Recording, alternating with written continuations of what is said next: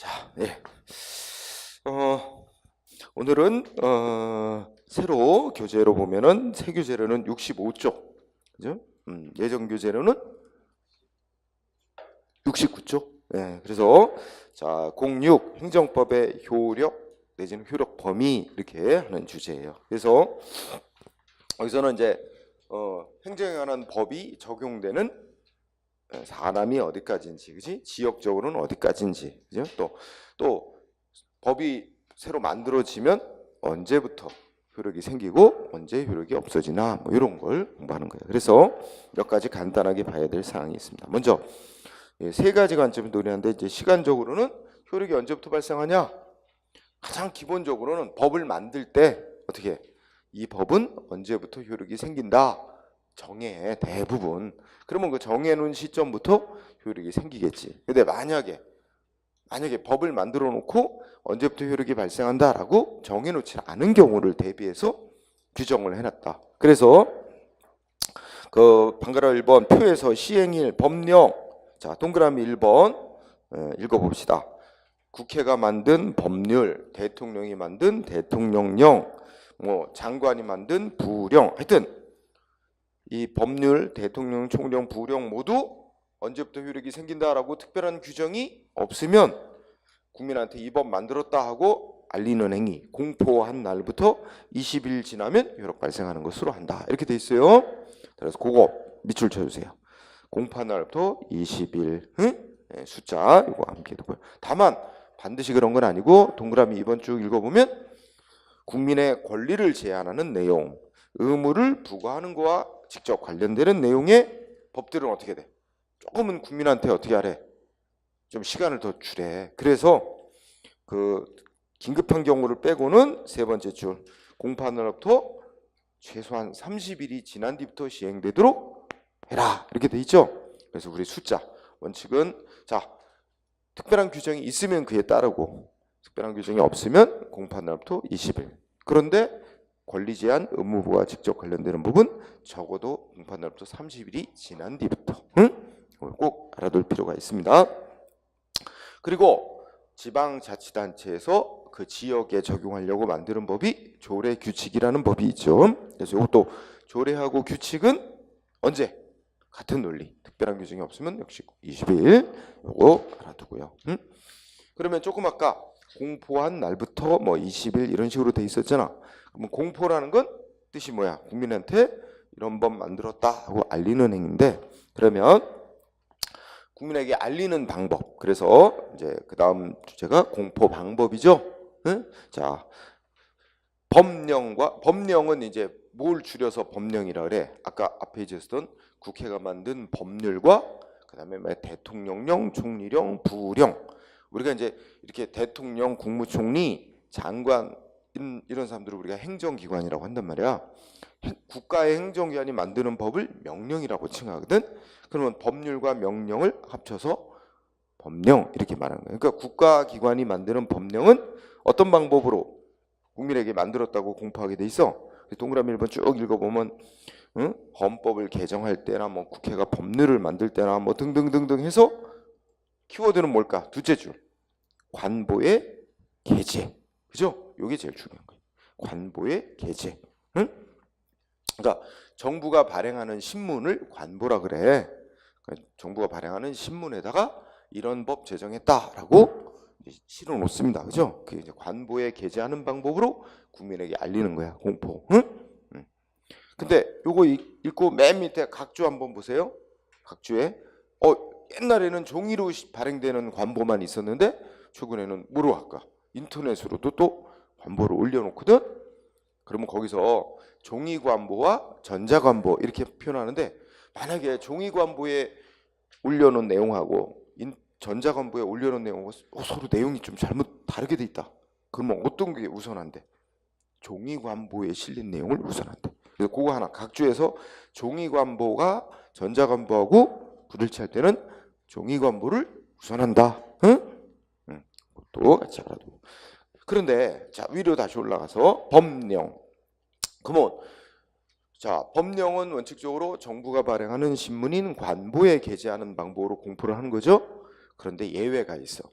자, 예를 들어서 이제 법률이라는 거는 국회가 만들어내는 법률은 우선 국회에서 이런 법 만든다 하고 이제 결정 통과시키잖아. 그 다음에 이걸 국민에게 공포하라고 국회에서 대통령한테 보내요. 그럼 대통령이 국민한테 이런 법 만들었다고 이제 공포를 하고, 아까 공포를 하면 직접으로 뭐 20일 지났는데 효력 발생하거나 이렇게 되는 거야. 그런데 경우에 따라 대통령이 그 법을 반대하는 경우가 있어요.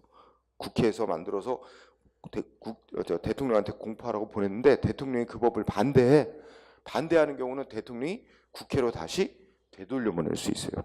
근데 국회에서 왜 반대하냐? 그래서 국회에서 또 더 많은 국회의원이 찬성해서 다시 통과시킬 수 있어요. 그걸 재의결한다 그러거든. 그래서 다시 통과시켜서 대통령한테 또 공포하라고 또 보냈어. 근데 대통령이 이번에는 국회로 다시 돌려보낼 수는 없는데 반대를 계속해. 그러면 이 법 만들었다고 관보에다 시지 않아. 대통령이 공포를 안 해. 그럴 때는 누가? 국회의장이 국민한테 바로 이런 법 만들었다고 공포를 하게 돼 있어요. 그래서 동그라미 2번, 법률을 예외적인 경우에 국회의장이 법률을 만들었다고 공포할 때는 어떻게 하래? 아까 관보에 게재하는 방법을 안 쓰고 어떻게 한다? 서울에서 발행되는 일간신문 2 이상에 게재하도록 돼 있어. 그러니까 자, 동그라미 이번에 국회의장이 법률을 공포할 때는 관보에 게재하지 않는다. 응? 서울에서 발행되는 2 이상의 일간신문에 게재하도록 한다. 그래서 그거는 예외적 방법으로 또 해놓은 거다. 그것도 알아두고. 그 다음에 지방자치단체에서 만드는 법, 조례, 규칙도 비슷해. 그죠? 그러면 이거 지방의회에서 통과시키거나 해가지고 단체장한테 보내고 그러면, 자, 동그라미 1번 결국 어떻게 한대? 첫째 줄, 이거는 뭐 지방자치단체가 발행하는 신문을 공보라고 칭해. 공보에 게재하는 방법을 쓰는 거죠. 응? 공보에 게재. 근데 이 경우도 똑같다. 지방의회에서 조례 통과시켜서 지방자치단체 장한테 공포해라 보냈는데 반대 되돌아. 또 통과시켜서 다시 보냈는데 그러면 지방의회장 여전히 공포를 안 해. 반대하면. 그러면 단체장이 공포하면 지방의회 의장이 공포할 수 있어. 아까랑 국회하고 대통령 사이하고 똑같은 논리지. 그래서 둘째 줄에 보니까 예외적으로 지방의회 의장이 공포하는 경우가 또 있단 말이야. 의장이 공포할 때는 지방자치단체 발행신문인 공보나 일간신문에 게재하거나 관공서 게시판에, 응? 그죠? 뭐 의회 게시판이라든지 이런 데 공고한다. 그죠? 세 가지 방법 쓰네. 공보, 일간신문, 게시판. 그죠? 이런 거 세 가지. 그래서 세 가지 중에 한 군데다 한 가지 방법으로 실어 놓으면 된대. 그지? 다만 동그라미 2번. 교육규칙. 이거 이제 교육에 관해서 교육감이 만드는 법이거든. 그래서 교육규칙은 어떻게 하래? 공보, 그다음에 뭐야? 일간신문, 그다음에 또 뭐 있어? 시도 교육청 게시판. 근데 여기 특이한 게 하나 있다. 뭐가 하나 있어? 거기 그 세 가지 중에 하나에다 게시함과 동시에 해당 교육청의 인터넷 홈페이지. 교육청 인터넷, 이것만 유일하게 인터넷 홈페이지가 들어 있어요. 교육규칙만. 그죠? 이제까지 보니까 다른 법들은 다 뭐 인터넷 홈페이지에 올리는 건 없잖아. 그런데 이 교육규칙만은 인터넷 홈페이지에도 올리는 게 유일하게 들어있다. 이 정도 알아둡시다. 그 다음에 밑에 그 다음 주제 공포일, 즉 공포한 날. 아까 공포한 날로부터 20일 뭐 이렇게 되잖아.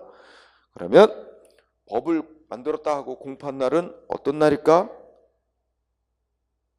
거기에 대해서 또 법이 정했어요. 자, 법령 이렇게 동그라미 1번. 공포한 날은 언제래? 첫째 줄 끝에 그 법령 등을 게재한 관보 또는 신문이 발행된 날. 따라서 요거 밑줄. 관보 또는 신문이 발행된 날. 응? 그 날이 국민한테 법 만들었다고 공포한 날이다 라고 써 있어요. 법으로. 근데 거기서 잠깐 해석이 조금 사람들마다 다르게 할 수 있어. 야, 신문이 발행된 날이 언제일까 하는 걸 두고 어떤 학자는 그게 인쇄가 끝난 시점이다. 아니다. 어떤 사람은 그게 신문이 배달이 돼가지고 국민이 볼 수 있는 최초 가능한 시점이다. 또 어떤 학자들은 그 날짜 매달 며칠 몇 시, 맞아, 매달 며칠이라고 신문에 날짜 찍히잖아. 그러면 그 날짜 오전 0시를 발행일로 봐야 한다. 뭐 이렇게 하여튼 법 규정은 신문이 발행된 날 이렇게 돼 있잖아. 관보나 신문이 발행돼. 이 발행된 날을 어떤 시점으로 해석하느냐를 두고 논란이 있는데, 자 결론적으로는 어떤 날로 본대? 응? 그 밑에 학설이 여러 개 있지만 어떤 날로 본다? 동그라미 2번 견해 대립이 있으나 끝에 가면 이제 도달주의라는 관점에서, 자 그거 중요한 단어죠. 최초 구독 가능 시설. 이게 이제 그러니까 국민이 그 법의 내용이 실린 신문을 볼 수 있게 된 최초 가능한 시점, 그때를 위해서 말하는 신문이 발행된 날로 보고, 그럼 그 시점부터 따져서 10일을 계산하는, 20일 계산하는 거죠. 원칙적으로 20일 지나면 회록 발생한다. 그래서 결국 그 파트에서는 키워드가 관보 또는 신문이 발행된 날이라고 규정이 돼 있는데, 발행된 날의 의미는 국민이 볼 수 있게 된 최초 구독 가능한 날, 그 시점을 의미한다라고 해석한다는 거죠. 그렇게 정리한 다음에, 그러면 조례 규칙도 거의 비슷한 개념입니다. 다만 그것만 잘 나오진 않으니까 넘어갑시다. 그래서 밑에 판례가 3개 정도 들어졌는데 뭐 특별한 건 없어. 대신에 1번 하나 읽어보죠. 1번이 뭘 나타낼까? 판례 중에 아까 국민이 볼 수 있는 최초 가능한 시점, 그때를 신문 관보, 법의 내용이 실린 관보신문이 발행된 날로 보고 그때로부터 20일 계산한다, 이런 뜻이죠. 최초 구독 가능 시설을 취하는 판례. 자, 그렇게까지. 그러니까 이제 이거는 주로 성문의 법을 만들어서 문장으로 된 몇 조 형식의 성문법을 만들었을 때 효력 발생하는 시점에 관한 논의였어요. 그죠? 그 다음에 또 하나의 주제. 이번에는 쌍가루 2번 소급표 금지 원칙이라는 게 있어요. 그죠? 자, 우선 소급이라는 것 또는 소급표 또는 과거에 이렇게 소급해서 적용하도록 만드는 법을 소급입법 이렇게 얘기를 하는데, 뭐 논리는 똑같으니까 우리가 기본적으로 생각하면 우리 국민들 생각에, 자 지금 만든 법은 앞으로 이제 생기는 일에 적용을 할 거고, 과거에 끝난 일에다 과거 일에다가 지금 법 만들어서 과거에다가 적용하지는 않을 거다. 보통 우리가 그렇게 믿잖아. 응? 특히 우리가 지금 자유롭게 이 법에 따르면 뭐 이거 금지되고 있는 거 아니라서 나는 자유롭게 했는데 나중에 법을 만들어 갖고 과거의 행위도 벌 준다. 이렇게 되면은 국민이 불안해서 지금 어떤 행동을 할 수 있겠어요. 그래서 법을 나중에 만들어서 과거 일에다가 소급해서 불리하게 국민한테 적용하는 건 국민에게 예측 가능하지 않게 불안하게 만들고 불이익 주는 거, 이거는 안 되는 걸 원칙으로 해요. 응? 그래서 우리가 소급 얘기가 있는데, 근데 절대적으로 안 되는 건 아니고 예외가 있다. 예외를 또 허용하고. 그래서 여러분들 이제 소급표 또는 소급 적용, 소급 입법, 이거는 이제 과거 일에 3번 만들어서 적용하는 걸 말하는데 어떻게 된대? 이 소급시키는 게 2가지가 있대. 표를 제목을 보면 어떻게 나눴어? 진정 소급, 부진정 소급. 응? 요거 개념을 또 알아둘 필요가 있습니다. 자, 말이 좀 처음 공부하는 사람은 생소할 거예요. 자, 뭐 진정 소급, 그런 법을 만들면 진정 소급 입법, 부진정 소급 입법 이렇게 되고, 그죠? 또는 그 적용해서 효력을 발생시키면 진정 소급표, 부진정 소급표, 진정 소급 적용, 부진정 소급 적용 이렇게 부른 거니까 뒷말은 뭐다? 그런 논리다. 그러면 진정 소급이라는 단어가 핵심이니까 진정 소급의 키워드는 첫째 줄 동그라미 1번 어떻게 돼요? 자, 과거에 이미 첫째 줄 이미 종결된 사안, 이게 키워드예요. 이 종결이란 말은 이미 끝난 일이죠. 새 법이 만들어서 시행되기 전에 이미 다 완성되고 끝난 일에 대해서 나중에 새 법 만들어서 과거 일에다가 적용하는 걸, 그걸 뭐라 그런다? 진정소급. 응? 그럼 첫 번째 진정소급의 뜻 이해됐어요? 그러면 동그라미 2번 진정소급은 자 어떻게 된대요? 이거는 법치주의 국가에서 국민에게 예측 가능하지 않게 막 불이익을 주는 거가 되기 때문에 이거는 허용 안 되는 게 원칙이다. 그래서 동그라미 2번은 원칙이 금지, 근데 절대 금지는 아니고 예외적으로 허용. 응? 이렇게 해서 자 그러면 공부 요령 알겠죠? 진정소급이란 이런 걸 말하는데 원칙이 금지되지만 예외적으로 허용하는 경우가 있다. 그러면 요거하고 또 그 밑에 개념 부진정소급. 요거는 뭐야? 자, 동그라미 1번의 키워드가 첫째 끝에 있어. 뭐야? 계속 진행 중인 사안. 응? 요게 가장 큰 키워드야. 응. 그러니까 이게 이제 요 시점이 새 법을 만들어서 요 때부터 새 법을 적용 시행하기로 예정돼 있는 날이야.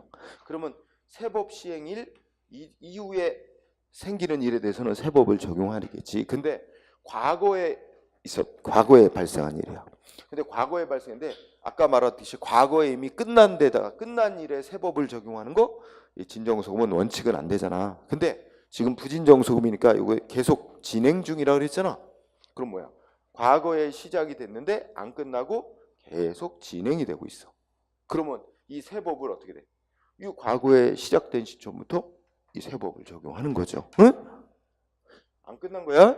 이 끝나는 시점은 이 신법 시행일 이후에 언젠가 끝나겠지만 중요한 건 새 법 시행되기 이전에 시작이 된 일인데 안 끝난 일. 응? 그래서 자, 그 부진정소급 계속 진행 중인 사항. 이게 키워드. 응? 그걸 보고 여러분들 읽으면 될 거예요. 그럼 부진정소급은 어떻게 된대요? 동그라미 1번. 응? 2번.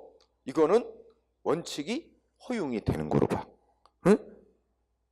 이거는 뭐 그 과거에서부터 지금 진행되고 있는 일에 대해서 새 법을 그 시작된 시점부터 소급해서 적용하는 걸 허용하는 거로 부른데, 다만 이제 예외적으로 국민이 과거의 법 상태를 믿고 있는 거 신뢰 그거 더 보호해야 될 필요가 워낙 크다. 새 법을 굳이 적용해야 하는 것보다 고를 때 안에 이게 이제 안 될 수 있어요. 그래서 이건 반대로 원칙이 허용이고 예외적으로 금지 또는 제한. 응? 정반대. 응? 자, 이렇게 꼭 정리해 놓으세요. 그러고 나면 나머지는 이제 우리가 지금 읽은 논리를 우리 판례로 확인하는 거예요. 응? 자, 그렇다면 자, 1번 읽어볼까요? 진정소급에 대해서 판례 써놨죠? 자, 꼭 외우지 않아도 이미 공부한 거야. 그러면 문장이 세 번째 줄까지 거기까지는 자 뭐예요? 그러니까 첫째 줄에 보니까 법령의 소급 적용 이렇게 돼 있지. 그러니까 이거는 아무 말이 없으면 진정소급 얘기하는 거야. 응? 과거에 뭐야 이미 끝난 일에 대해서 새 법 적용하는 거 말하는 거예요. 그러면 세 줄까지 쭉 보면 이거는 원칙이 뭐야? 법치주의에서 국민에게 예측가능하지 않게 불이익 줄 수 있으니까 원칙이 금지되는 거다. 그런데 셋째 줄에 다만 과거에 끝난 일에 대해서 새 법을 적용하더라도 국민의 이해에 직접 관계가 없다든지, 그죠? 또는 뭐야? 오히려 국민에게 이익을 더 증진시켜 준다든지, 아니면 오히려 국민의 불이익, 고통을 제거한다든지 이런 특별한 사정이 있을 때는 예외적으로 허용이 된대. 그죠? 이게 큰 틀에서 보면 원칙은 금지인데 진정 소급 적용하는 게 예외적으로 허용된다. 그러면 어떤 때 허용되는지 요거 밑줄 친 부분을 포인트를 삼으면서 읽어두면 됩니다. 그 다음에 2번은 이제 과거 끝난 일에 대해서 새 법을 만들어 가지고 그 새 법을 적용하도록 하는 그런 법을 만든 거는 그 논리는 똑같아요. 진정소급 입법이라고 하고 있지. 그 법을 만든 걸 말하는 건데 그런 법 만드는 거 똑같은 논리야. 원칙은 안 되는 건데 예외적인 경우는 허용될 수 있다. 그지? 똑같은 논리니까 여러분들이 읽어볼 수 있죠. 그래서 거기도 읽어보면 과거 일에 나중에 새 법 만들어서 적용하도록 하는 진정소급은 원칙은 안 되지만 예외적으로 허용되는 경우는 셋째 줄 보니까 뭐야? 국민이 예상할 수 있었거나 또는 뭐야? 국민의 과거 상태에 대해서 보호할 만한 신뢰이익이 적은 경우거나, 응? 또 과거 일에 대해 새 법을 적용한다 해도 당사자인 국민의 손실이 없거나 아주 경미하다거나, 그리고 국민의 신뢰 보호 요청에 우선하는 심히 중대한 공익성의 사유가 그걸 정당화하는 경우라든지, 그지? 이 부분입니다. 그래서 2번도 그 밑줄 친 부분, 특히 끝부분, 응? 뭐야?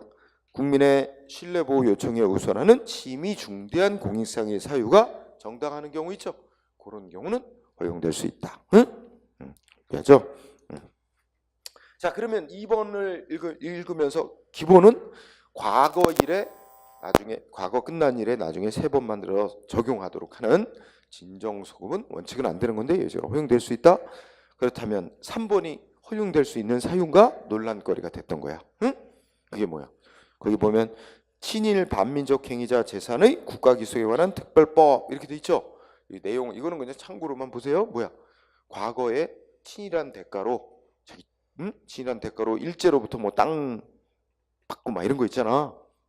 그것도 자식이 또 상속하고 막 이랬는데 그다 이제 뭐야? 비교적 한참 후에 해방이 된 지 뭐 이미 몇십 년, 60년 지난 뒤에 이제 와서 어떻게 했어요? 뒤늦게 법 만들어서 과거에 친일한 대가로 얻은 땅 국가가 땅 뺏는 그런 법 만든 거예요. 응? 이거 전형적인 뭐에 해당된대?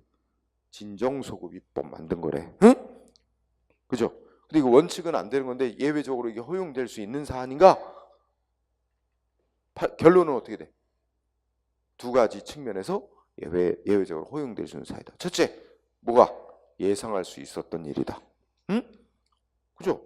일제 나라 팔아먹은 대가로 얻은 땅 해방되고 독립되면 당연히 그거는 처벌되고 그냥 국가가 그 재산 뺏을 것이다.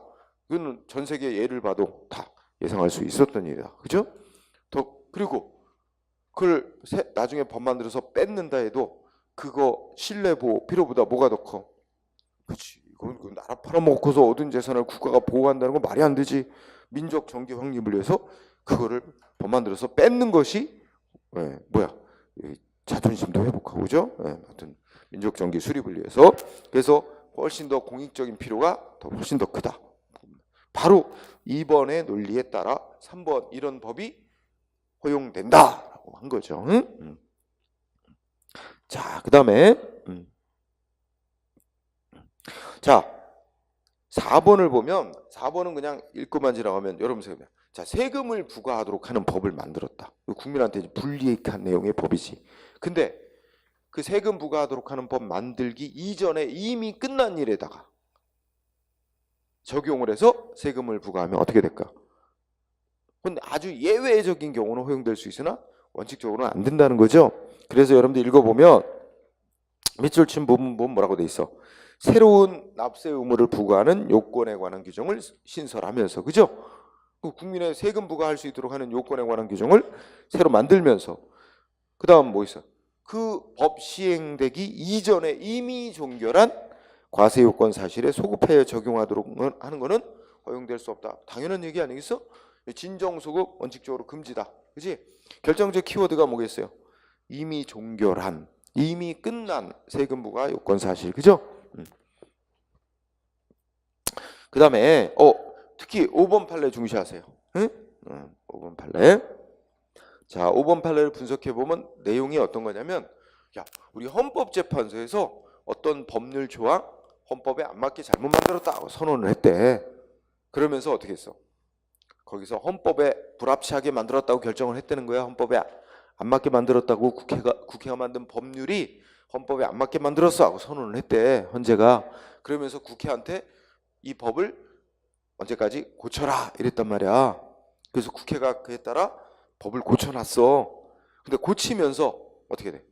이 고친 법을 장래를 향해 앞으로 일어난 일에만 적용하도록 할 건지 아니면 과거에도 소급해서 적용하도록 할 건지 이거는 또 국회가 법 고친 국회가 알아서 정할 문제라는 거야. 그래서 그게 5번 끝에 가면 입법자의 재량에 맡겨져 있는 거다 하는 얘기는 고친 법을 과거에도 소급해서 적용을 할 건지 여부는 입법자의 재량이다. 그죠? 네, 사례. 자, 그 다음에 그리고 6번 판례를 보면 또 어떤 의미가 어떤 저 문구가 있어. 국민한테 유리한 내용의 세법을 만든대. 근데 국민한테 유리한 내용의 세법을 과거에도 소급해서 적용을 해줄 거냐 아니면 앞으로 향해서만 장래 향해서만 적용할 거냐 이것도 뭐야 여러 가지를 고려해서 결국 입법자가 어떻게 할지를 알아서 정할 문제다 그런 취지죠. 응? 넘어가세요. 그 다음에는 부진정 소급 나오죠. 아까 딱 생각 떠올려. 부진정 소급은 어떻게 하는 거야? 그렇지. 과거에 시작된 일에 아직 안 끝나서 계속 진행 중인 일에 세법을 적용하는 거죠. 자, 그래서 1번을 읽어보니까 거기 법령 불소급 원칙이라는 거, 그러니까 소급 적용하면 안 된다는 원칙은 어떻게 된대? 응? 세법이 효력이 생기기 전에 이미 다 완성된, 과거에 이미 다 끝난 사실에 대해서 해당 법을 적용하면 안 된다는 원칙을 말하는 거지. 세법 시행될 때까지 끝나지 않고 계속 진행 중인 일에 대해서는 그것까지 금지하는 건 아니다. 그런 의미죠. 하고요. 자, 2번이 아주 중요합니다. 2번의 맨 위에 출발머리가 어떻게 돼 있어? 소급 입법 금지된다는 원칙은 또 무슨 말이야? 과거 일에 이미 과거 끝난 일에 세법 만들어 적용하면 안 된다 하는 원칙은 이미 과거에 다 종결된 일에 대해서 금지된다는 원칙이다. 그렇다면 셋째 줄 무슨 단어가 중요한 단어겠어요? 계속된 사실. 이게 끝나지 않고 아직 계속 진행 중인 사실이라는 게, 계속된 사실에 대해서는 세법 만들어서 과거 시작된 시점부터 이렇게 소급해서 적용하는 거, 이것까지 금지한다는 건 아니다. 그래서 계속된 사실 세법을 적용하는 건 소급 금지 원칙에 저촉되지 않는 거다. 이게 원칙이 허용된다는 말입니다. 응? 두고요. 다만 자, 그러면 우리가 2번하고 3번을 묶어봐. 응? 2번, 3번을 묶어봐. 그러면 자, 2번은 결국 어떻게 돼? 2번을 결론적으로 간단히 말하면 부진정 소급은 허용되는 게 원칙이다, 이 뜻입니다. 그죠? 그런데 3번을 보니까 어떻게 돼 있어? 둘째 줄에 부진정 소급은 원칙이 허용되는 거지만, 그지? 응? 소급해서 적용해야 될 공익적인 필요와 그 다음에 뭐야? 소급해서 적용하지 말고 과거의 상태에 대한 국민의 신뢰를 보호해야 될 필요성, 이거 이익을 따져볼 때 국민의 신뢰 보호 필요성이 더 클 때는 이게 부진정 소급도 허용이 안 될 수도 있다. 그게 제한될 수 있다. 그러니까 그런 의미죠. 그래서 부진정 소급은 원칙이 허용되지만 공익과 상대방의 신뢰 보호 사이에서 국민의 신뢰 보호해줘야 된다는 관점이 입법자가 과거에도 적용할까, 소급 적용할지 여부에 대해서 제한을 가하게 된다. 그러니까 어느 쪽이 더 크냐에 따라서 소급 적용할 수도 있고 하지 말아야 될 경우도 있을 수 있다는 얘기입니다. 그래서 2, 3번을 같은 묶음으로 보세요. 자, 그러면 시험에 잘 나오는 거 4번이 또 잘 나옵니다. 판례. 자, 4번에 아주 핵심 단어가 뭘까요? 첫째 주 그때 과세 연도 진행 중. 그러니까 세금을 부과하는데 1년을 단위로 세금 부과하는 경우, 그러니까 일정한 기간을 단위로 해서 일정한 기간 동안 벌어들인 소득에 대해서 세금을 부과하는 경우가 있단 말이야. 그러면 그 세금 부과 단위, 그러니까 1년이라면 뭐 우리는 예를 들면 1월 1일부터 12월 31일까지인데 1년이 아직 진행 중이지 끝나지가 않았어. 응? 그러면 1월 2일부터 12월 31일까지 중에 8월 달쯤인데 그때 세금 부과에 관한 법이 개정이 돼서 세금을 더 납부하도록 개정이 됐다. 그럼 어떻게 돼요? 그럼 8월 달에 법이 개정이 됐는데 8월 이후부터 생기는 소득에 대해서만 그 세법을 적용할 수 있는 게 아니라 1월 1일부터 생긴 소득에 대해서도 적용할 수 있는 거죠. 그래서 그 얘기입니다. 그래서 중요한 힌트는 과세연도 진행 중이니까. 그러면 이 말이 딱 단어가 보이는 순간 이건 뭐에 관한 문제다? 부진정 소급에 관한 문제다. 그럼 부진정 소급표는 원칙이 허용이다. 응? 그러니까 그래서 결론은 어떻게 돼요? 응? 셋째 줄. 그래서 둘째 줄 끝에 부진정 소급표에 해당하는 사안이고 원칙이 허용되는 거니까 그 과세년도 시작 시점부터 뭐야? 이 세법에 따라 세금 내야 된다. 이런 말이 되는 거예요. 그죠? 과세년도 개시 시점에 소급 적용. 그죠? 꼭 알아두세요. 그러면 그렇게 보고 뭐 5번은 4번 5번이 완전히 똑같아. 5번은 대학에서 학기 중이거든. 학기가 끝난 게 아니야. 학기 중에 학칙 바꿨어. 바뀐 학칙을 어떻게 해? 학기 시작부터 적용해서 뭐 학점이 바뀐 학칙에 따르면 당신 학점 너무 못 맞아가지고 퇴학시킨 거 이거 적법이다 이거야, 그죠? 네, 그래서 똑같은 논리니까 여러분들 읽어보시면 알 거예요. 일단 5번은 너무 길어서 잘 안 내는 편이고 논리가 4번이 짧아서 잘 내는 편이야. 응? 그 다음에 6번도 시험에 나온 적이 있어서 6번 보도록 합니다. 6번을 보면 자 1보자. 의사가 파산 선고를 법원으로부터 파산 선고를 받고 아직 그 권리 회복이 안 됐대. 복권되지 아니한 경우를 이전의 법에서는 임의적 면허 취소 사유로 규정한 그 법이 의료법이죠. 의료법이 예전에는 의사가 파산 선고 받고 복권되지 아니한 경우를 장관이 어떻게 해서 의사 면허를 취소시킬 수도 있고 취소 안 할 수도 있는 임의적 사유로 규정을 해놨대.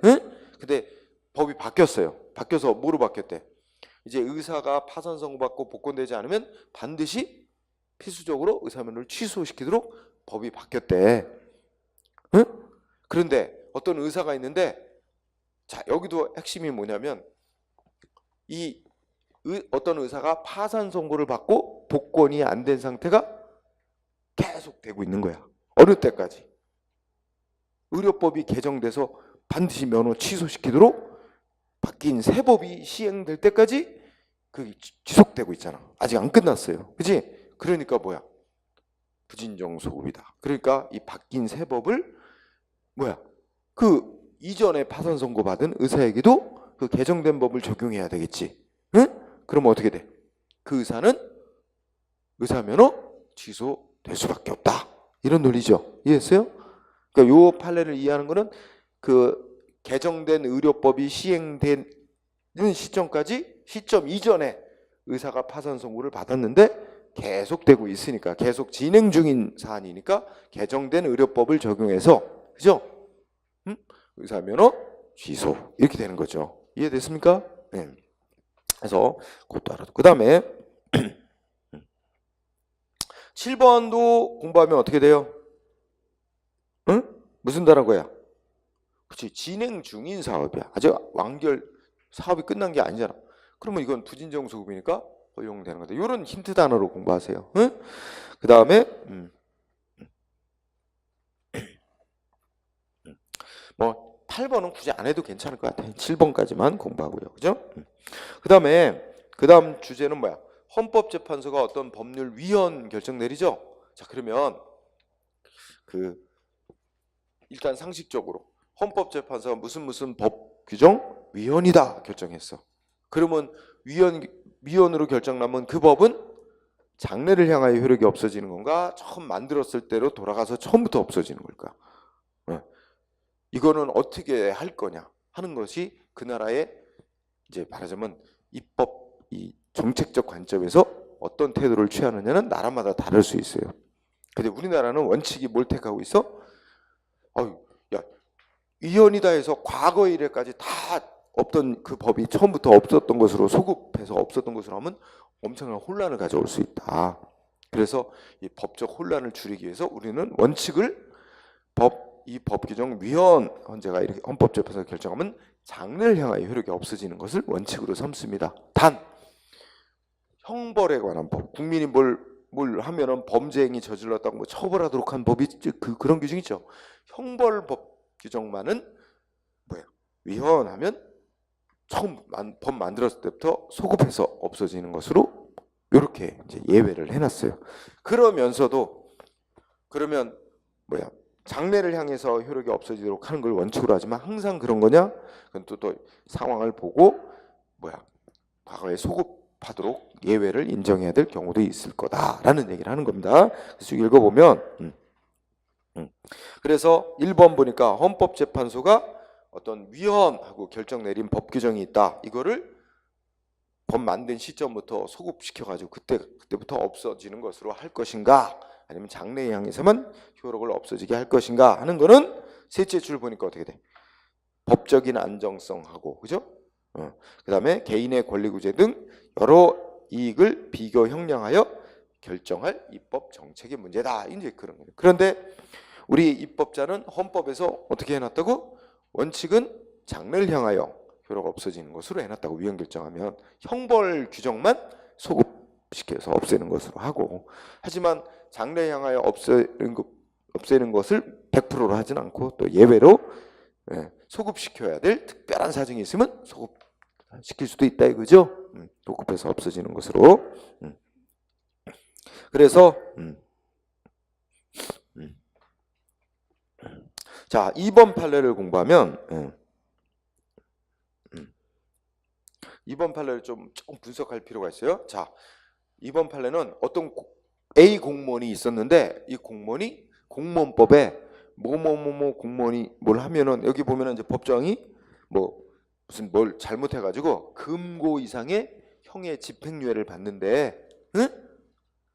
그렇게 집행유예 선고를 받은 공무원은 공무원직에서 당연히 퇴직한다. 예전에 이 규정이 있었고 이 규정에 적용을 받아서 어떤 공무원은 어떻게 했어? 당연 퇴직된 거야. 공무원 신분 상실당했어.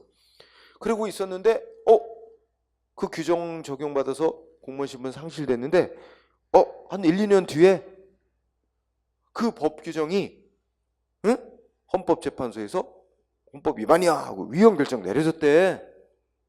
그러면 이 A 공무원 어때? 자기 좀 억울하지 않아? 그죠? 자기는 그 규정이 이제 위헌 결정 나기 전에 그 규정에 적용을 받아서 자기는 공무원 신분 상실됐잖아. 근데 한 2년쯤 뒤에 그 규정이 위헌이다 해서 이게 없어진 거잖아. 그러니까 좀 억울하잖아 이 A 공무원. 그래서 이 A 공무원 그 위헌 결정 나왔으니까 자기 뭐 해달라고 신청했을까? 공무원 신분 다시 살려달라고 복직 신청을 했어요. 응?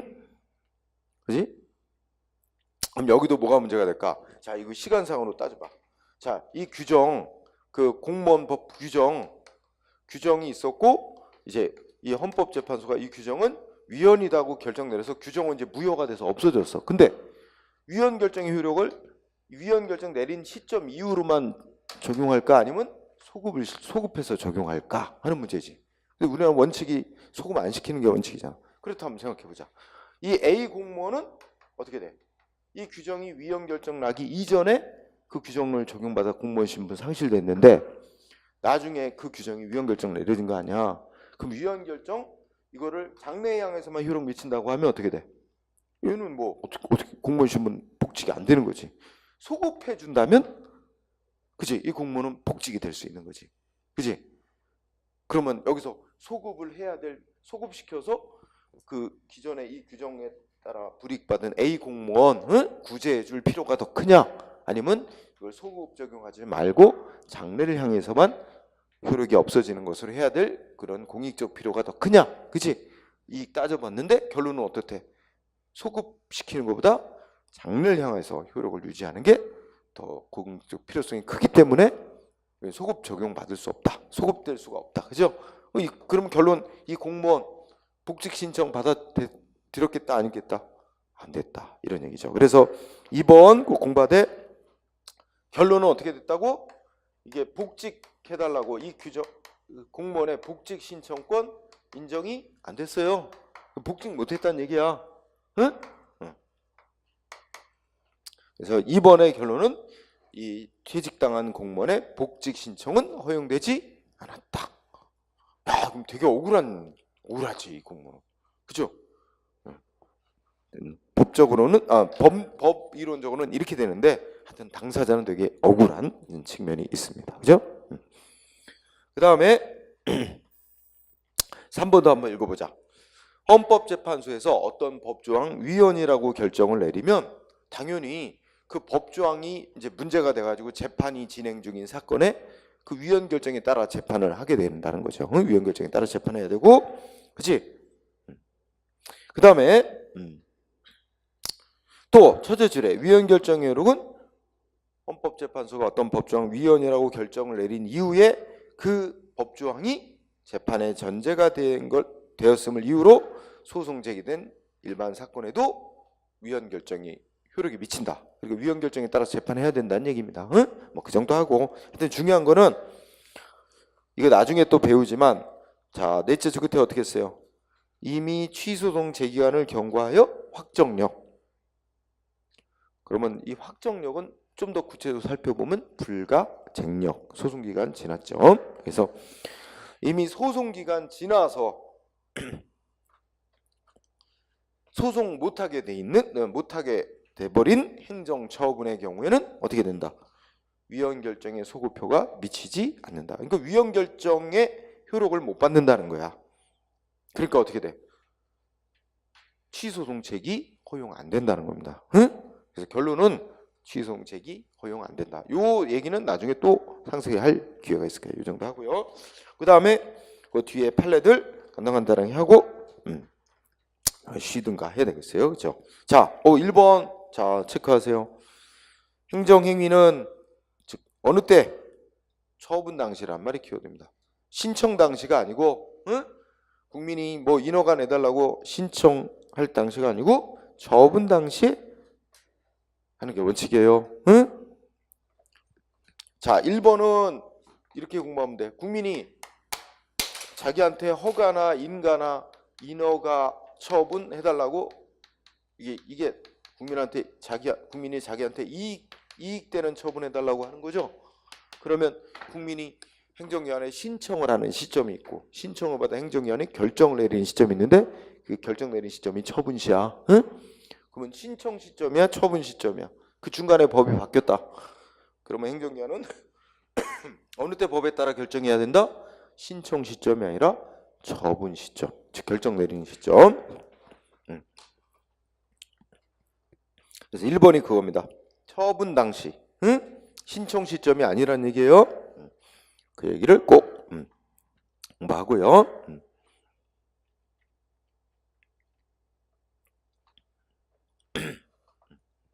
자, 그 다음에 2번을 읽어보면 2번 그 밑줄 친 부분 보면 어떻게 될까요? 밑줄 치기 이전에 보면 맨 위에 거 또 읽어봅시다. 행정처분은 근거법이 개정된 경우에도 특별한 규정이 따로 없는 한 어느 때 기준으로 하는 거래? 처분 당시 법을 기준으로 하는 거다. 그러면서 자, 개정된 법이 기존의 사실 내지 법률 관계를 적용 대상으로 하면서 국민의 재산권 관련해 종전보다 불리한 효과를 규정하고 있는 경우에도, 그죠? 그러한 사실 내지 법률 관계가 아주 중요한 힌트다라고 나온다. 무슨 단어? 응? 뭐가 가장 중요한 힌트 단어야? 이미 완성 또는 종결된 것이 아니라면. 그럼 아까 배운 뭐가 떠올라야 돼? 부진정수. 그치? 세법 시행 시점에 아직 기존의 과거에 시작된 게 완성 종결이 아직 안 된 거라면 그렇다면 어떻게 돼? 원칙적으로 개정된 세법을 적용할 수 있는 거잖아. 응? 네, 그런 거죠. 그래서 개정된 세법을 적용하는 거 어떻게 돼? 마지막 끝에 보면 헌법상 금지되는 소급 입법에 의한 재산권 침해라고 할 수 없다. 그죠? 이게 딱 뭐냐면 이런 거야. 여러분이 공무원 됐어. 공무원 돼서 한 10년 근무했는데 공무원 연금법 바뀐대. 그러면서 연금 더 적게 주는 거로 바뀐대. 근데 여러분 공무원 관계 끝났어, 안 끝났어? 안 끝났잖아. 계속 진행 중이잖아. 이미 퇴직해가지고 연금을 과거의 법에 따라 받아오던 사람들한테는 이 연금 적게 주는 개정된 법을 적용하는 거 안 된다 이거지. 그런데 이미 공무원으로 아직 퇴직 안 하고 재직 중인 공무원한테는 이제 아직 공무원이 끝나지 않았으니까 중간에 연금법을 개정해서 나중에 퇴직하면 개정된 법에 따라 연금제 적게 지급한다. 이 법 이렇게 해서 적용해도 그건 끝난 이미 완성 종결된 일이 아니기 때문에 허용된다. 그죠? 그래서 부진정수가 원칙이 허용되는데 다만 기존의 법대로 연금 나올 거라고 믿었던 당사자의 신뢰 보호에 필요하고 그렇지만 또 그렇게 개정된 법을 적용해야 될 소급 적용해야 될 공익적 필요하고 또 이익을 비교해 볼 때 다만 그 기존의 신뢰 보호가 더 크게 나오면 그때는 이제 안 될 수도 있지만 그거에서 제한이 될 수는 있어도 원칙은 이게 허용되는 거다 이런 얘기지, 그지? 아까 배운 논리 그대로 적용되죠. 무슨 말인지 이해됐을 거예요. 자, 그 다음에 그러면 4번, 5번 4번, 5번 한 대 묶어서 정리합니다. 자, 4번을 보면 법이 바뀌었는데 새 법이 국민한테 유리하게 바뀌었대. 근데 아무리 유리하게 바뀌었어도 이 바뀐 새 법을 적용해라는 별도의 규정이 없는 한 어떻게 돼? 자, 새 법으로 변경되기 전에 생긴 일에 대해서는 바뀐 새 법을 적용하는 게 아니라 바뀌기 전에 구법이 적용된다. 그러면 자, 여기에 키워드 변경 전에 발생한 사항. 그러니까 새 법으로 바뀌기 전에 발생한 사항. 응? 쳐주세요. 그 다음에 뭐야? 그러면 무슨 법 적용이야? 셋째 줄 구법령 적용. 그렇죠? 그러니까 변경 전에 발생한 사항 이거로 다른 말로 표현하면 구법 당시에 발생한 사항. 그죠? 그럼 어느 법 적용? 구법 적용하는 게 원칙이다. 응? 어느 법 적용해라. 따로 규정이 특별히 없는 한 구법 적용. 근데 자, 요 경우는 지금 그러니까 지금은 아까 얘기는 인허가 처분 같은 거 있죠? 이익 주는 이거는 원칙이 어느 때 법에 따르는 거고 처분 시에 법을 적용하는 게 원칙이다. 그렇지? 근데 지금 자, 저 4번, 5번 같은 거 보니까 4번 보니까 넷째 줄에 뭐 나왔어? 과징금 부과처분 나왔잖아. 이거 국민한테 이익 주는 거야? 뭘 위반했다고 뭐 위반하고 불이행하고 있다고 제재하는 거잖아. 이렇게 이거는 침익적인 처분이야. 그죠? 불이익 주는 거. 침익적인 처분, 제재 처분, 제재하는 거. 자, 이거는 원칙이 어느 법 적용하는 거래? 위반 행위할 당시의 법을 적용해서 제재를 해야 된다는 거예요. 그러니까 이거는 위반 행위 시점의 법, 위반 행위 당시의 법, 행위 시의 법을 적용해야 된다는 것. 그죠? 그래서 그게 이제 4번. 상대방 국민이 위반 행위를 할 당시에 법이 있었고 위반 행위를 하고 난 이후에 법이 개정이 됐다는 거지.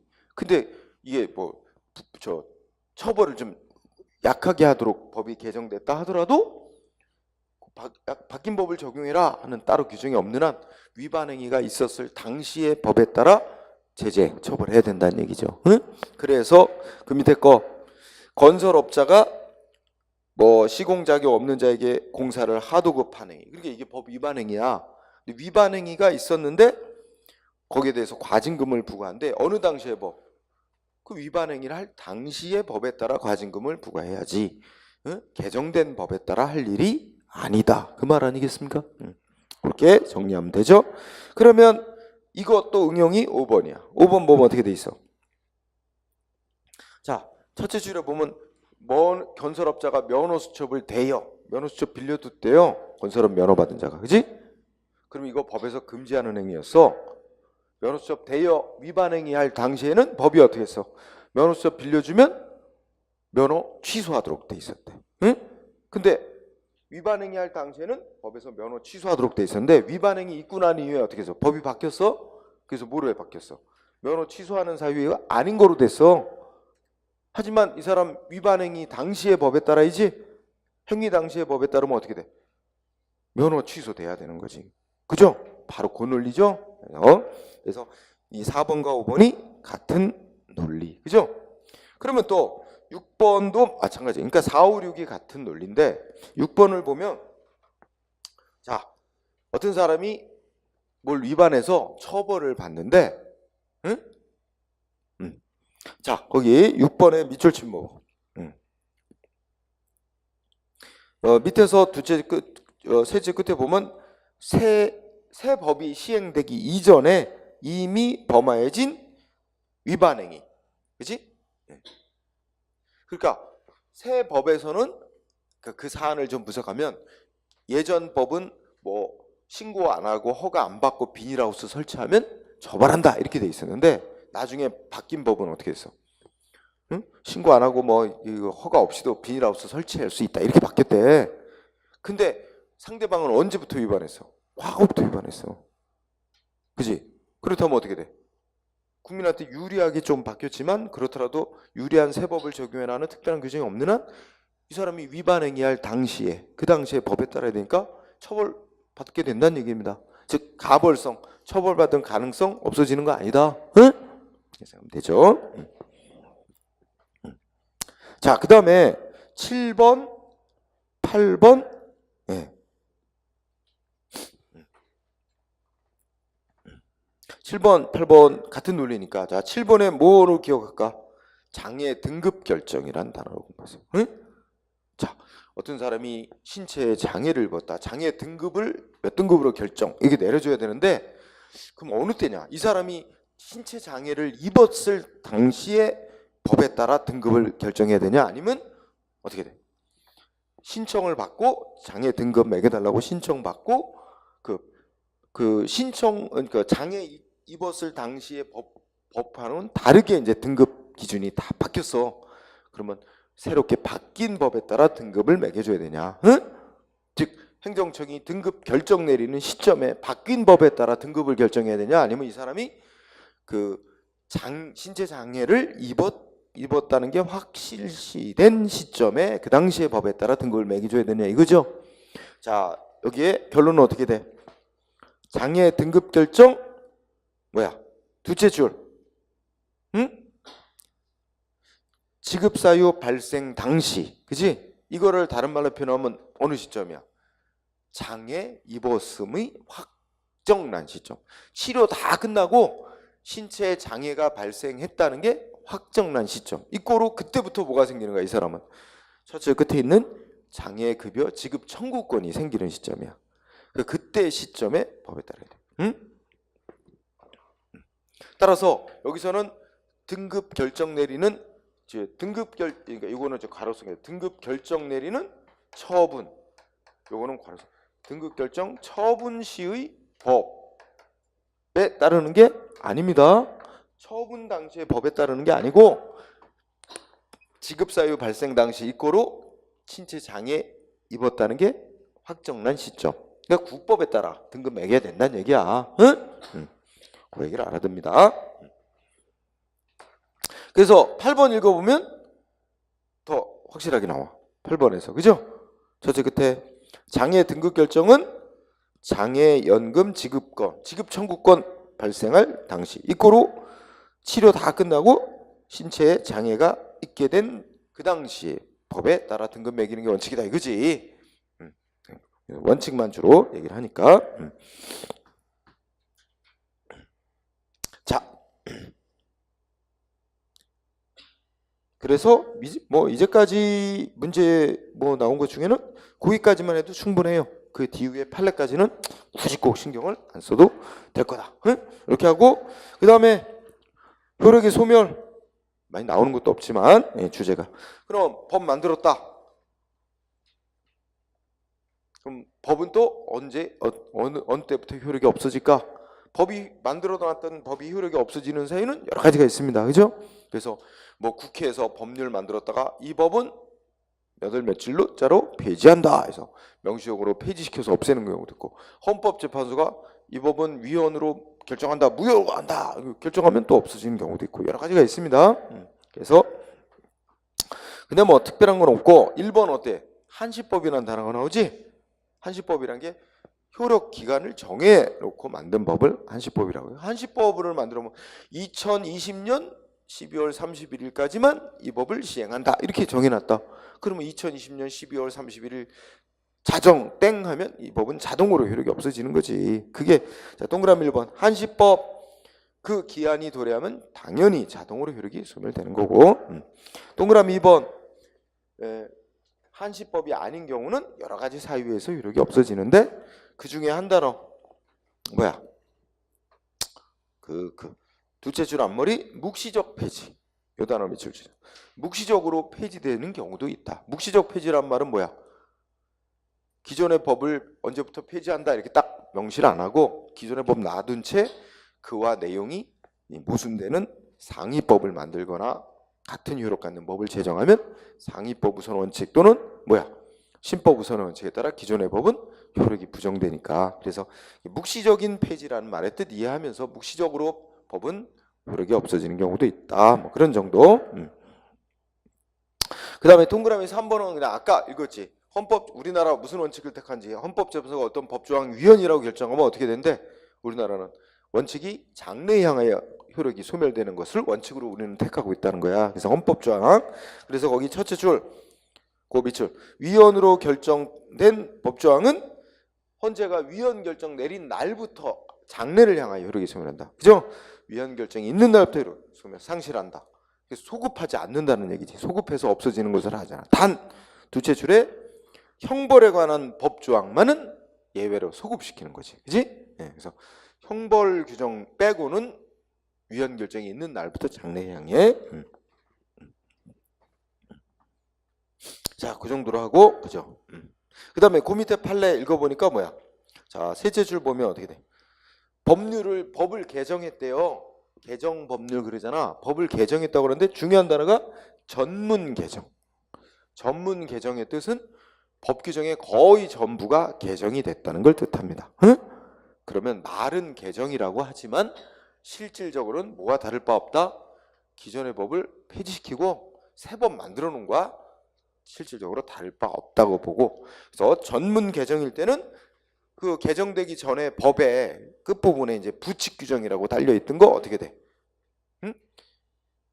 전문 개정이 되면 개정되면서 기존의 법에 달려 있던 부칙 규정도 같이 효력이 없어진 것으로 본다. 응? 그러니까 전문 개정인 경우 마지막에 뭐야? 부칙 규정도 모두 소멸. 응? 이 단어로 연결해서. 그 다음에 지역적 효력과 대인적 효력 가볍게. 자, 법을 만들면 어디까지? 지역적으로 어디까지 효력이 미치냐? 자, 원칙 이렇습니다. 원칙과 예로 나왔죠? 국가기관이 만든 법은 원칙적으로 전국의 효력을 갖는 거고, 그죠? 그 다음에 또 어떻게 돼요? 우리 인천시에서 만든 법은 인천시 안에서만 효력을 갖는 게 원칙이겠지. 그런 얘기를 써는 겁니다. 그죠? 그러면서도 어떻게 돼? 각각 다 예외가 있습니다. 국가기관이 만든 법도 전국의 효력 없고 특정 지역에만 효력 갖는 법이 있습니다. 그죠? 예를 들어서 제주도에만 적용되는 법 만들 수도 있고 세종시에만 적용되는 법 만들 수도 있고, 그죠? 그래서 그런 게 있고, 또 둘째 끝에 지방자치단체 인천시에서 만든 법이 인천시 관할구역 넘어서 다른 지역에까지 효력이 인정되는 법이 있을 수 있어요. 그렇죠? 그래서 그 얘기가 둘째 끝에 지방자치단체가 제정한 법이 관할구역을 넘어서 적용되는 경우도 있을 수 있다. 그래서 인천시에서 저 충청남도 뭐 당진 거기다가 무슨 시 공무원들 뭐 하계 연수원 이런 걸 건물을 땅을 사서 건물을 짓는다. 그럼 그 건물 짓는 거에 관한 운영 규정은 인천시에서 만들어 놓지. 그럼 인천시에서 만든 법이 충남 당진에 있는 지역이 적용되는 거잖아. 이런 경우가 있을 수 있다는 거지. 그 가볍게 읽고요. 그 다음에 동그라미 2번. 이게 우리나라에서 만든 법은 우리나라 영토 안에는 다 우리 법이 적용되는 거 아니에요? 근데 그것도 예외가 있어. 우리나라 영토 안에 있는 지역인데 우리 법이 적용 안 되는 데가 있어요. 대사관 구역 내, 외국 대사관 구역 내. 그죠? 그래서 동그라미 2번에 보면 외교 공관 구역이라든지, 그죠? 거기는 국제법상 우리 법이 국내법이 적용 안 되는 곳으로 돼 있어요. 응? 그래서 그럼 예를 들어서 우리 범인이 또 주한 미군 시설구 이런 데 있죠? 조약으로. 그럼 예를 들어서 우리 무슨 강도범이 저 외국 대사관으로 도망갔어. 안으로. 그래도 우리 경찰이 거기까지 못 들어가. 그죠? 그럼 어떻게 해야 돼? 응? 우리가 경찰이 직접 들어갈 수는 없고 우리는 야, 걔를 경찰 우리한테 넘겨달라고 요구만 해야 돼. 안 넘겨준다. 그러면 이제 그 나라 이제 외교상으로 악화되지. 그러면 그 외교관 주방 우리는 그 외교관으로 인정 못한다. 그러니까 본국으로 송환해라 외교관. 응? 뭐 이렇게 하지. 우리가 경찰이 직접 들어가서 체포할 수가 없어요. 미군 부대 안에도 똑같아. 범인이 미군 부대 안에 들어가도 뭐 미군이 들어와서 체포해 가라고 동의를 해주든가 그러지 않는 한은 우리가 막 들어가서 체포를 못해. 그럼 우리는 그냥 넘겨달라 이렇게 요구할 수 있을 뿐이지. 응? 그게 이제 국제법적으로 조약상 하고 있어요. 그 다음에 사람에 대한 효력 범위, 대인적 효력. 야, 우리나라 사람은 다 우리 법에 적용을 받는 거지. 세상 어디를 가도. 그렇지? 그리고 또 우리나라 영토 안에 들어왔다. 우리나라 대한민국 영토 안에 들어와 있는 사람은 다 대한민국법 적용받아야 되는 거야. 에? 자, 나는 여기 인천에 살고 있지는 않은데, 그치? 다른 지역에 사는데 내가 인천에 들어왔어. 그럼 인천의 법에 또 따라야 돼요. 그렇죠? 응? 자, 그래서 원칙에 보면 이제 속지주의란 말이 나와 찾아요. 그러니까 그 대한민국 영토 안에 들어와 있는 사람은 다 우리나라 영토 안의 지역은 다 우리 법에 적용을 받는 거다. 또 속인주의가 또 적용돼. 우리 대한민국 국민에 속하는 자격 국민인 사람은 다 세상 어디를 가도 대한민국 법이 따라다니면서 적용된다. 응? 속지주의, 속인주의 다 인정되고 있어요. 응? 근데 각각 예외가 있어. 그죠? 그 속지주의의 예외가야. 우리나라 영토 안에 들어와 있는 사람인데 우리 법이 적용 안 되는 데도 있어. 적용 안 받는 사람도 있어요. 응? 그래서 동그라미 1번에 보면 우리나라를 방문한 외국 원수, 뭐 외국 대통령 수상, 외교사절 있죠? 우리 법 적용을 안 해. 그건 국제법적으로 서로 국가 간에 다 인정해 주는 거야. 응? 또 주한 미군에게도 우리 법이 적용 안 되거나 그럼 우리가 이제 조약으로 인정해 준 거야. 응? 적용 안 되거나 조금 다르게 적용 하는 것도 있죠. 응? 그래서 뭐 주한 미군은 공항에 입국할 때 공항 들어올 때 그 세관 검색 우리 그 검색대 말고 따로 이렇게 따로 해서 따로 출입국하고 막 이런 거 우리 국내 인하고 다르게 취급하도록 규정을 두고 있죠. 그리고 동그라미 2번 뭐 우리나라 스스로가 뭐야 외국인 등에 대해서는 따로 우리 국민하고 다르게 취급하는 그런 규정을 만들어서 다르게 하는 경우도 있지, 그지? 응?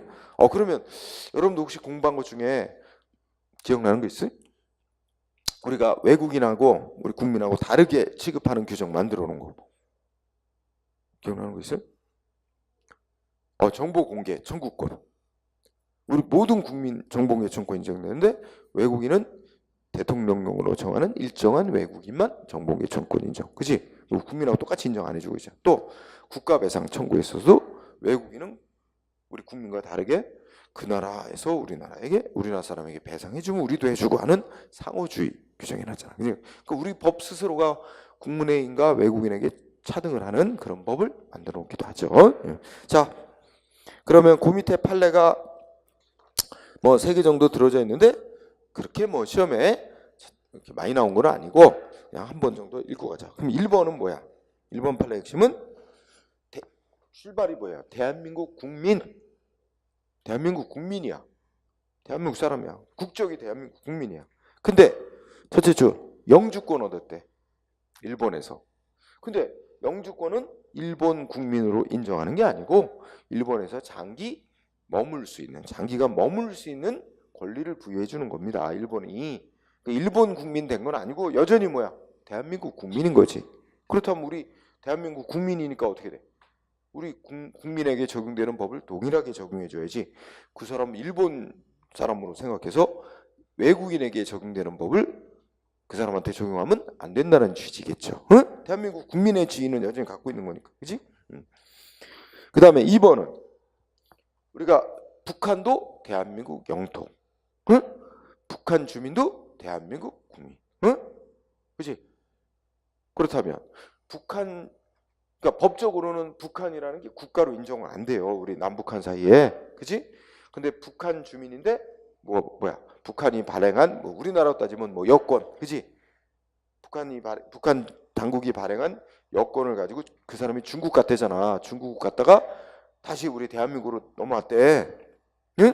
근데 그럼 북한이 발행한 여권 우리 정부가 인정해 주는 거야? 아무 소용 없는 거지. 북한의 그 동포도 당연히 대한민국 국민이야. 그죠? 그러니까 결국 거기 보면 북한 법에 따라서 북한 국적을 얻은 자 이게 우리나라에서는 아무 의미가 없는 거야. 그리고 중국에 있는 북한 대사관으로부터 무슨 해외 공민증 발급받았다 하더라도 북한 지역 역시 대한민국의 영토고, 응? 그렇기 때문에 북한 국적 취득한 자가 북한 국적을 취득한 자가 중국 여권을 소지하고 입국했다. 이런 건 아무런 의미가 없다. 그 사람이 대한민국 국민이라고 인정받는 데는 아무 영향을 줄 수 없다. 그죠? 네, 그 정도. 자, 그러면 쉬는 시간을 가지고 다음 주제로 가도록 합시다.